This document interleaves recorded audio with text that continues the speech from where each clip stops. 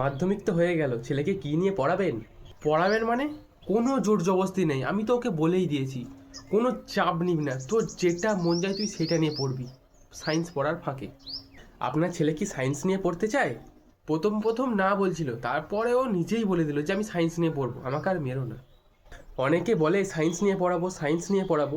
অনেকে মনে করে যে সায়েন্স নিয়ে পড়লেই বুঝি ভালো চাকরি পাওয়া যায়। আগে দেখতে হবে ছেলেটা প্রেশার নিতে পারবে কিনা। আমার ছেলে নিজে মুখেই বললো যে সায়েন্স নিয়ে পড়বো। তাছাড়া সবারই তো একটা প্রাণের ভয় থাকে। তা আপনার ছেলে কি নিয়ে পড়তে চায়? ওই আর কি, উকিল করবো ভাবছি, শুনেছি ওতে অনেক টাকা। আরে উকিলদেরও এখন দারুণ রিস্ক, টাকা ছাপছে তো ডাক্তাররা। কি? আগে বলবেন তো। হ্যালো বাবু, বাবু তুই ডাক্তারি পড়া শুরু করে দে। না অত কথা উত্তর আমি দিতে পারবো না, তোকে যেটা বলেছি সেটা কর, ডাক্তারি পড়া শুরু করে দে। কিন্তু আপনার ছেলে কি নিয়ে পড়তে চায়? আমার ছেলে অলরাউন্ডার।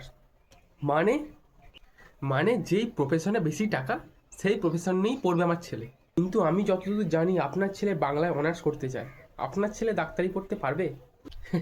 এতে শেখার কি আছে, একটা জিনিসই তো বলতে হয়। আপনি যদি 10 মিনিট আগে আসতেন আপনার ছেলে বেঁচে যেত। Mata Mata nih gue, Pak.